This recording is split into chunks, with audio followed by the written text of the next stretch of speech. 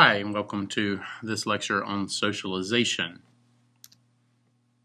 I'm going to start right off with some definitions, and the first question that I guess that you would ask yourself is probably, what is socialization? If we're supposed to be talking about it, we probably should talk about exactly what it is to start with.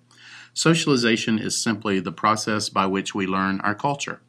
So a couple important parts of that definition. It is a process. It happens over time. It isn't something that that you accomplish just when you're born and then you're done with it. It's something that goes on throughout your life. And it is how we learn our particular culture. So whatever culture you're raised in, that's the one you're going to be socialized into. You're not going to be socialized into the culture of a country where you don't live, obviously. Socialization is that lifelong process where you learn the culture where you live. And actually that can change as you get older. You know, the culture that you learn when you're a little kid might be different than the one that you're learning when you're 50 years old. When you're 50, you're learning how to be a 50-year-old in this culture rather than a child. And so you're actually getting different kinds of socialization. But all of that together, that process, that lifelong process where you're learning all about your culture is what we mean by socialization. And this, there's a few related things that have to do with this definition. The first is what's called the nature-nurture debate. And you've probably heard this before if you've ever had a class in psychology, perhaps even in biology or some of the other sciences. And what the nature-nurture debate has to do with is exactly how we become the person that we become. How we develop our personality and our skills and all of those good things that we get as we get older. And the nature side of things would argue that it's genetic, that you're born with a blueprint that tells you, what kind of person you're going to become later in life. And that there's really not a lot that can be done about that, as long as you're kept healthy and safe and all that kind of thing, those genetic predispositions that you have, those genetic structures that you have are going to be expressed. On the nurture side, on the other side of things, is the idea that it's not so much your genetics and your genes and what you get from your parents genetically, biologically, but rather how you're raised, the nurturing part. And this says that it's the environment, that it's the way people treat you and the way that you learn to do things that have more to do with the kind of person you eventually turn out to be than your genetics. And then most people will say, well, it's probably some kind of combination of the two, and that I think is probably true. But most people still will lean more toward one or the other. It's more having more to do with genetics, and your the way that you're raised can influence that. But it really comes down to how you're born, what your genes are. And then on the other side, there's people who say, well, yeah, it matters what your genes are, and that gives you a basic predisposition maybe, but what's really more important is exactly how you're raised. And so if you think that way, you're more on the nurture side of the debate. Obviously in sociology, we tend to be more on the nurture side because that's what we study. And so socialization, that whole process of socialization, could be thought of as the nurture side. There's lots of studies that have been done to try to decide which of these things is more important. And I call them dueling studies because they came to different conclusions. Two of these studies have to do with twins, identical twins, and also feral kids. The twin studies support the nature side. What they do, psychologists love to do these studies with identical twins, and what they do is they take identical twins who have been separated at birth for one reason or another. And so identical twins are actually from the same exact zygote. They split, and they have, while they were still in their mother's womb, they split, and so they have identical genetic material. And so if they have identical genetic material, then the nature side would argue that they should grow up to be pretty much the same person. The nurture side said no, well, they wouldn't. And so these twin studies are done usually over time. They'll look at how the people act as they grow up, and what these find are that you can take a baby, a lot of times twin babies, and separate them at birth and put them in two different places completely. In fact, you can even put them in two different countries, and then go back and look at what kind of adults they have become at, say, age 30 or so. And in most cases, when these studies have been done, what's been found is that these people do grow up to be remarkably similar. Even though they're separated at birth, they grow up to do things like marry women. If you have two male babies that grow up and they marry wives, those wives will be startlingly similar. In one case, I remember there was a boy who was raised in San Diego and another who was raised in Australia, in Melbourne, Australia.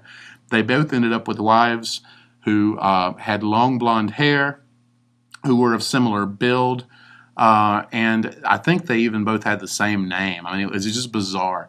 They also had exactly the same kind of dog. They named their dog the same name.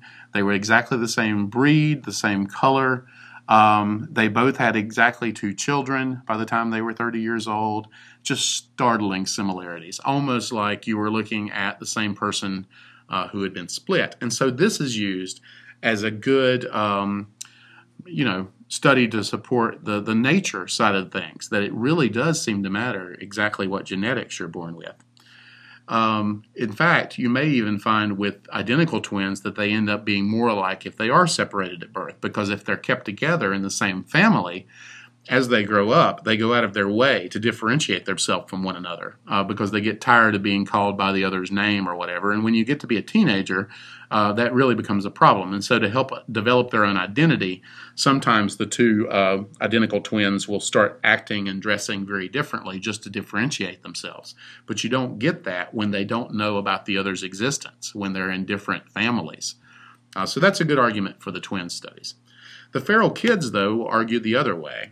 Children who are found who are in abusive situations, who have been locked in a basement from the time they were little kids and not let out until they were teenagers, very often will act not as you would expect. Say, the most famous of these was a girl who was rescued when she was 16 years old, and she had been raised in a basement from the time she was a baby. And she had never been allowed human contact other than being brought food by her caregiver once a day. She wasn't around other humans at all. And so she never developed any kind of language skills. She never developed what we would consider social skills at all. And so when she came out of that environment, she acted like a wild animal. She had no language other than grunts. She didn't have any sort of what we would call manners. She didn't know how to clean herself. She didn't know how to use the bathroom in a sanitary way. She would just use it in the corner of the room or whatever. And so she acted as we would expect a wild animal to act. And so that's a good argument that it really does matter, the nurture side of things and exactly how you're socialized and how you're brought up, that you can't just become a fully functioning adult based on your genetics, that it has to be, you have to be trained from the time you're a little kid if we expect people to act like human beings. And in fact, you can't even learn language past a certain point. Children are very predisposed to learning language. If you get to be 10 years old and you've never heard speech, human speech in your life, you're probably never going to speak normally. You may pick up a few words, but it turns out that there are critical periods that we go through where we're predisposed, our brains are, to picking up certain things. And for language, we really need to be exposed to human language from about the time we're 1 year old up until we're 4 years old. And that's when a lot of language development is really going on, and that seems to be a critical period for learning that. And if you miss it, you're probably never going to get it. So that's what we mean by the nature-nurture debate. It's the kind of the 2 different ways of looking at how we become who we are. And then finally, the last word I want to talk about on this slide is instinct. Instinct is totally nature. You're not socialized with instinct at all. Instincts are things that you're born with, born knowing how to do. So human babies, for instance, are born with the grasping reflex. If you take your finger and put it in a baby's hand, they will automatically grasp that. Or if you put your finger near their mouth, they will take your finger into their mouth and start sucking on it, because that's a natural instinct that they have to get sustenance, to get food, to get milk in particular. And you'll actually even see this in babies still in the womb. If you look at an ultrasound, they'll do things like if their hand brushes their face, they'll turn their face towards their hand and try to suck on their fingers because they're trying to get milk. They've already developed that instinct when they're still in the womb. Other animals have these too. It's not just human beings. A baby bird is actually born with the instinct to migrate, if it's a migratory species, and they're also born with the knowledge of how to build nests. You can take a baby bird Never show it another bird. Raise it by hand, release it into the wild when it's the right age, and it will immediately go about building a nest if it's a female bird without ever being shown by other birds how to do that. They are born with that instinctual knowledge of how to do these kind of things. And so that's what we mean with instinct. It's something that you're born with, knowing how to do, that's just hard-coded, hardwired into your genetics. Okay, so moving on to the next slide, what we are going to look at here are some different types of development. I told you that socialization is a process, and so if it's a process, it happens over time, and it's important to look at the way that we develop as human beings over time. We do it physically. Obviously, you go from being a 7-pound infant to being a 150-pound adult or whatever. Some of us more than that, I will admit. But that has to do with your physical development, and this is the kind of thing that biology would be very concerned with, you know, exactly how you're growing and going through puberty and all those things that happen, those changes that happen to your body physically as you're growing up. There's also the cognitive dimension. That's another way that you develop, and cognitive means thinking. It's how your thought processes develop. Your brain, if you will, develops over time.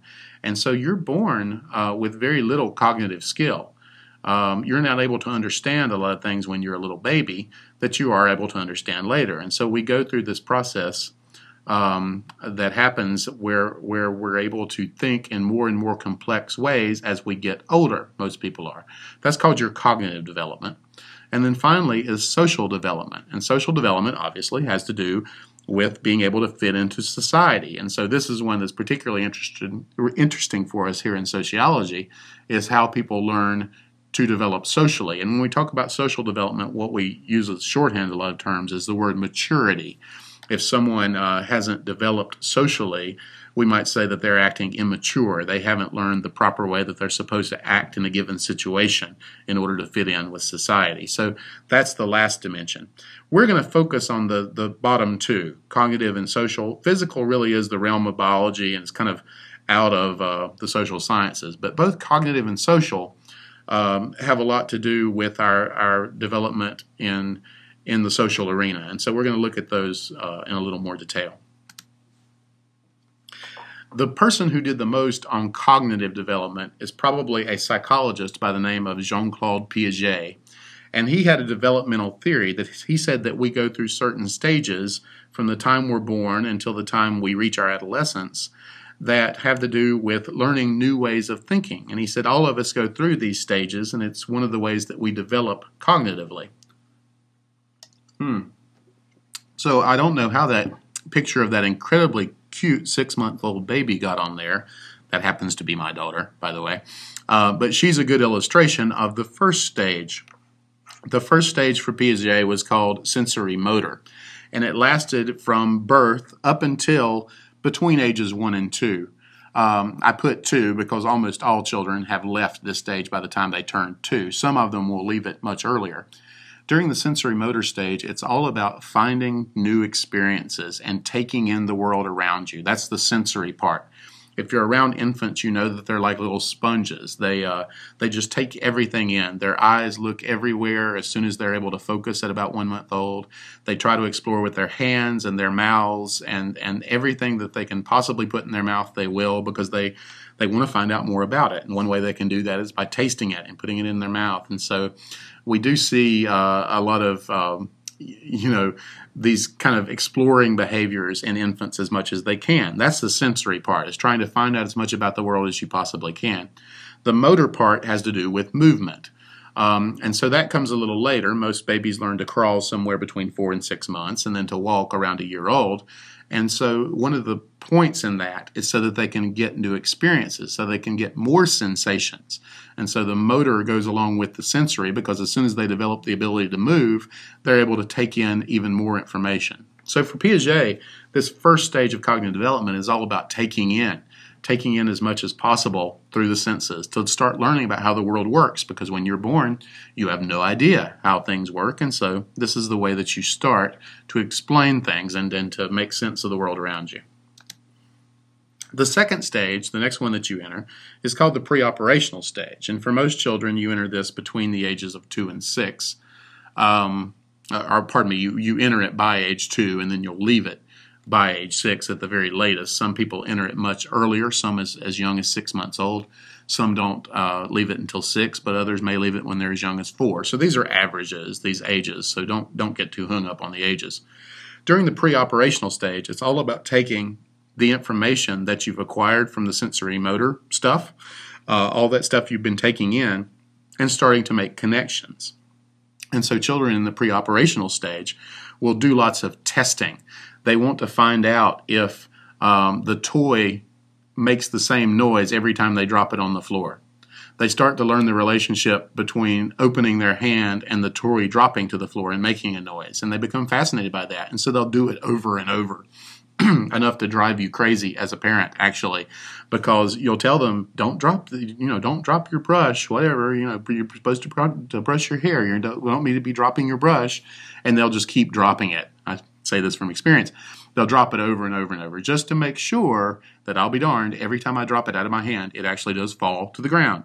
But what they're doing is they're making connections. They're learning the relationship between different objects and between other things that they've taken in with their senses.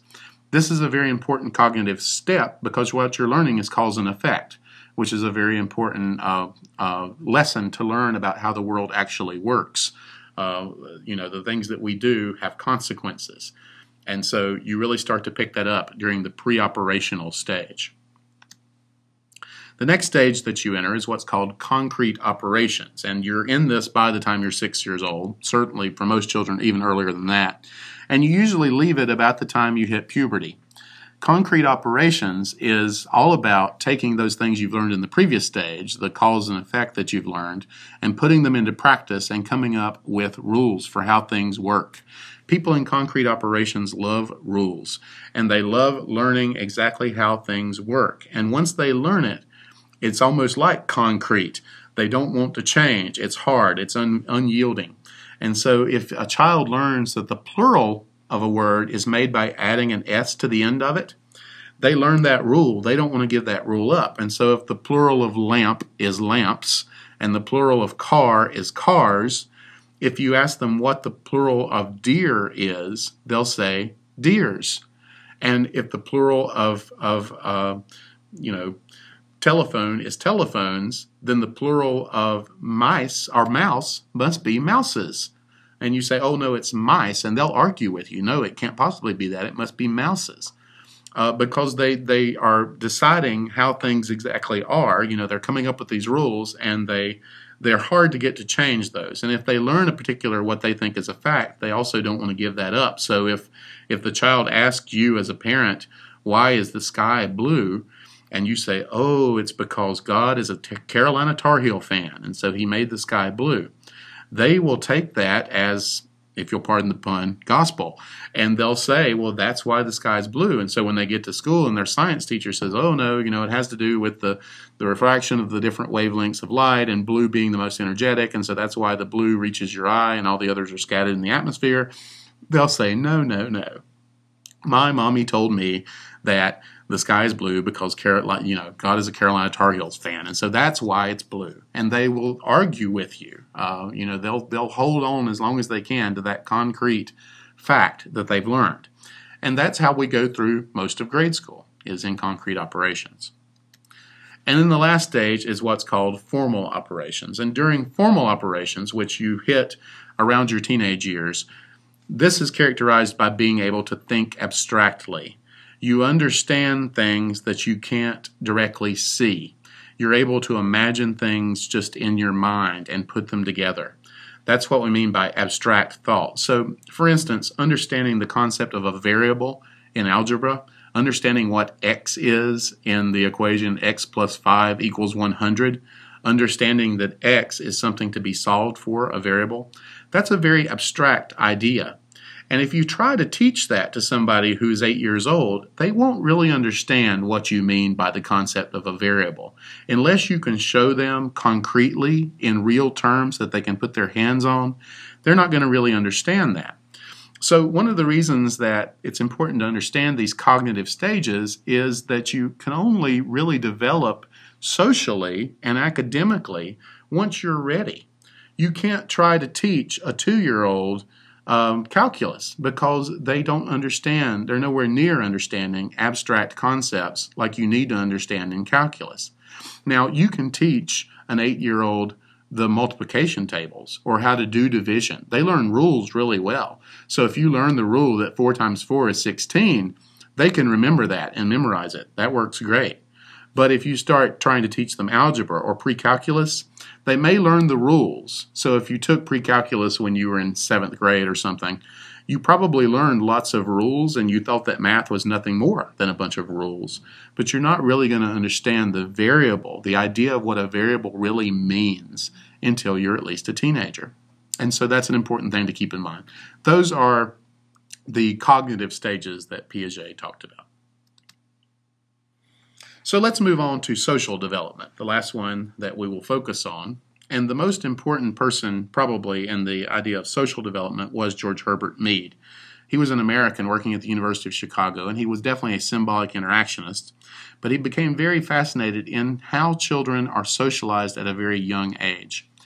And he had the idea that the most important way that we learn how to fit in with our peers and how to fit into society was through play. And he said that children, when they play, are really learning how to take on different social roles and how to get along with other people. And so if you think about the games that you played when you were a kid, it was often things where you were actually pretending to be an adult. You were playing school, or you were playing house, or you were playing army, or you were playing doctor, or whatever. You were learning how, at least in your perception, how adults acted, and you were pretending to be an adult. And this is very important, according to George Herbert Mead, doing this play acting, because over time what you learn is you start to really learn how adults act. And this changes as you get older and older, but you start taking on the idea of how to act like an adult at a very young age through your play. You also play games like Red Rover or hide and seek, and you learn that these games have rules. And so you start getting the idea that in order to fit into society and in order to get along with other people, you need to obey certain rules, what we call norms. And so he thought that these play behaviors were very important for children. He also said that they led to an important concept for us called significant and generalized others. Significant others are people who are important to you on a personal basis. You enjoy being with them just because of who they are. You've heard the term significant others, I'm willing to bet. It's people like your husband or wife, your children, your immediate family, your close friends. Those are your significant others. And that one, even before Mead was around, people knew what that was. But he brought up another kind of other, what he called a generalized other. And for Mead, a generalized other is someone who performs just a very narrow social function for you in your life. And so a good example of a generalized other would be a cashier in a checkout line. When I go through the checkout line, that person exists. I know that they're a real person, and I know they have their own life. But as far as I'm concerned, what they're there for is to check me out, to ring up my groceries, to give me a total, to let me pay them, to be pleasant. I mean, I'll say hello, how are you, hope you're having a good day, that sort of thing. But I don't ever expect them to become a significant other for me. I don't expect them ever to become a close personal friend. They're fulfilling some kind of very small social role for me, being a checkout person. Same with a waiter or waitress or a valet parker or a teacher. These are not people who are going to become my close personal friends. They're there to do something for me, to perform some sort of social service. That's what Mead meant by a generalized other, and he said that you start to learn this when you're playing as a child, that you learn what other people can do for you in the context of a game. And so when you're going to pick teams for kickball, let's say you have a really good friend who's not a very good kickball player, and they're your significant other. But what you do is you learn, if you want to win that game, you need to pick people who can perform some sort of function on your team. So you might pick the kid who you aren't particularly close to and you're not particularly friends with, but who's very good at kickball. You might pick that person first. Mead said that there you're really learning about generalized others. You're learning about what other people can do for you socially in society. And that's something that you develop throughout your childhood. And that's very necessary in our modern world, because if everybody that we came in contact with was a significant other, we'd never get anything done. I mean, think about if you were close personal friends with every single, gas station attendant or waiter or waitress or checkout person at the grocery store. You'd never get anything done because you'd always just be hanging out with that person. In a very complex society like ours, we need people who are able to perform some sort of narrow social function in our lives. Okay, a little bit more on social development, leaving Mead behind, but talking about a couple more theorists. One is Charles Cooley and his idea of the looking glass self. The word looking glass is British for mirror. They're simply called a looking glass in Britain. You've probably heard of Alice through the looking glass and Alice in Wonderland, where she went in through the mirror. So we're really talking about the mirror self here, according to Cooley. And what he meant by this is, Cooley said that we determine our own self-image by how others treat us. We look at the rest of society and those people around us like a mirror, and our own actions and things about ourselves, like how attractive we are and how much fun we are to be around, is reflected back at us by the expressions and the actions of the rest of society, how other people treat us. And so you learn as a young child what you're good at and what you're not good at. You learn how desirable you are as a potential mate. You learn how attractive you are. You learn how intelligent you are. You learn exactly how much other people enjoy being around you. And all of this comes from other people. It's not something that you've found out about yourself just from, your own looking into your soul or whatever. It's something that you find out because other people treat you in a certain way. They let you know very quickly exactly what your level of intelligence is and exactly how much they want you to be sitting at their lunchroom table or whatever it is. You learn how popular you are. And so over time, you really start to develop your own self-image based on the way other people have treated you. That's what Cooley meant by the looking glass self.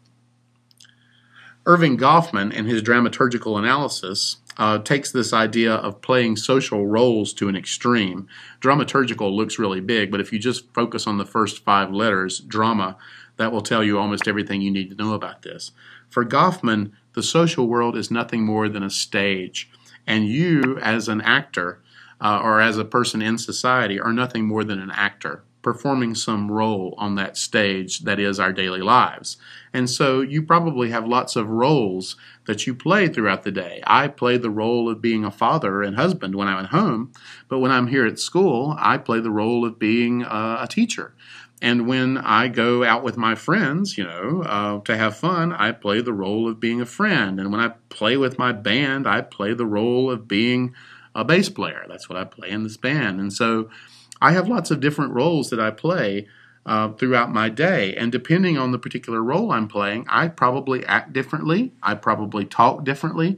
I may dress differently, just as if I'm an actor on a stage. So according to Goffman, this really explains a lot of social behavior if you just kind of think of it as all one big drama, one big play that we're all playing. It's almost like that old Shakespeare quote about, all the world is a stage and we are merely players. It's kind of taking that to an extreme and explaining the social world in that way.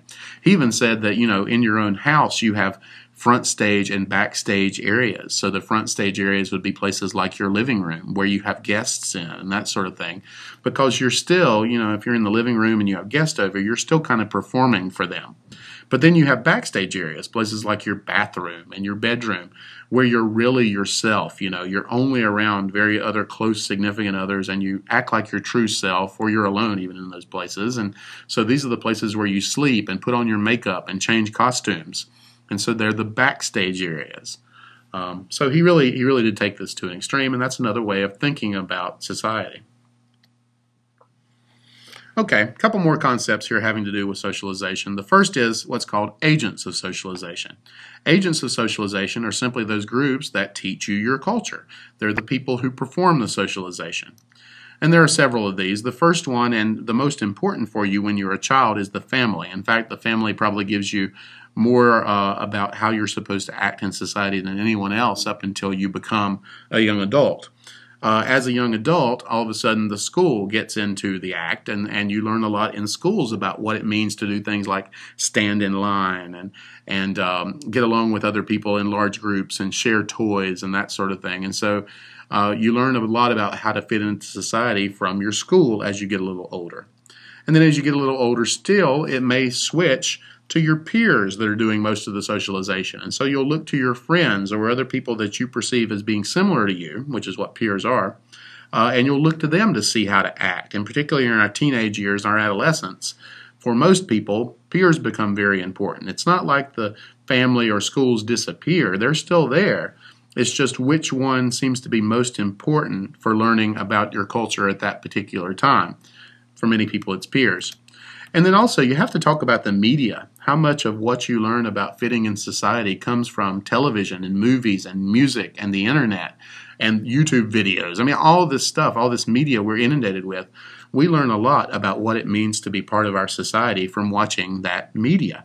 And so these are just a few examples. For other people, you could put down your church or maybe your job as other agents of socialization. There are lots of them. And different people will have different ones that are more important to them. But these are four that almost everyone has over time that really teaches you your culture. And then finally, just a few related issues on this topic. The first is the idea of the self-fulfilling prophecy. A self-fulfilling prophecy says that if you're told something long enough, you'll start to believe it. And you can actually make things come true just by saying that they will come true. So, for example, let's say that you're a child who's born to an alcoholic father. And your father has the reputation of being someone who never was able to hold a job and, excuse me, whose alcoholism really got in the way of their personal life. And so let's say as a child, you have, maybe your mother is very bitter and there are other people in town who don't like your father. And so you hear from the time you're little, you're going to grow up to be just like your daddy. You're going to grow up to be nothing but a no-good alcoholic who doesn't take care of his family and all these things. And you hear that from the time you're a little kid. Well, unfortunately, what can happen over time is that if you hear that all your life, even if you resist it, you come to believe that, well, I guess if everybody thinks that, they must be right. And so you, in fact, start to act that way. Maybe even if you wouldn't have if people hadn't told you it was going to happen. But by people telling you that something is going to happen, it starts to take on this air of inevitability, and you feel like you can't fight it. And so, in fact, it comes true, and you do end up being an alcoholic, just like your father was. But did it happen because of genetics, or did it happen because people made that prediction over and over until you finally started to think it must be true? This happens a lot with students, too. This is one of the problems with putting students into classes at a very young age where they're either labeled as being slow or developmentally delayed, or they're labeled as being gifted and academically gifted and talented. Because at some point, even if maybe that was just a temporary thing or you did bad on one particular standardized test or whatever, if you hear that from your teachers the entire time you're growing up, we tend to become exactly like we're told we're going to become. People prophesize what's going to happen, and then unconsciously almost, we act in such a way as to make that prophecy come true. That's the idea of the self-fulfilling prophecy. And then finally, I had to mention gender socialization because there are lots of different kinds of socialization, different ways that you learn to act in society. But probably the most important one is learning what it means to be male or female in our society. If you don't believe me, just go watch some commercials on TV and look at how many subtle and not so subtle messages you're getting about how you're supposed to act as a boy or a girl or a man or a woman in our society. And we get these from the time we're a tiny little baby. They've done studies with nurses and delivery room nurses and how they treat babies differently depending on whether they're boys and girls. And with the girls, they're much more gentle. They say things like, "Oh, what a pretty little girl you are," and oh, aren't you the cutest thing? And you're such a look at your little fingers. You're such a delicate little flower. You know, they say these kind of things. But with boys, they're still gentle with them. But they say things like, oh, who's the big, strong boy? And they'll talk about how strong his grip is when he grasps their finger and that sort of thing. And they'll handle the baby a little rougher if it's a boy. They're more likely to swing him a little bigger in their arms, etc. And so we start getting very subtle messages from the time we're tiny little babies about the difference between boys and girls. And then as we're growing up, we're given different toys and we're told how to dress. And if we dress inappropriately for our gender, we get made fun of, or we get told that that's not how little boys dress, or that's not how little girls dress. For little boys, this can be particularly strong because it's more acceptable to be a tomboy than it is a sissy.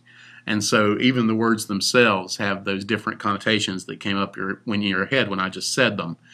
They mean basically the same thing, which is that you're exhibiting characteristics usually associated with the other gender. But for little girls, being a tomboy is not nearly as negative as little boys being called a sissy. But anyway, you really start to learn these things at a very young age, and they continue all the way up until your adulthood. You're still being told the way women and men are supposed to act, and you're still, by and large, buying into that. Unless you're a person who has come to identify in some way with the other gender, which can happen. And we all, have levels of identification with the other gender. Males have a feminine side, females have a male side, etc. But it varies from person to person exactly how much of that there is. And if you cross a line, you're going to meet social disapproval. And you may, people certainly learn to live with that. But you are going to get social disapproval if you cross that gender line that's there. Okay, so that's the last thing dealing with socialization. Thank you for listening.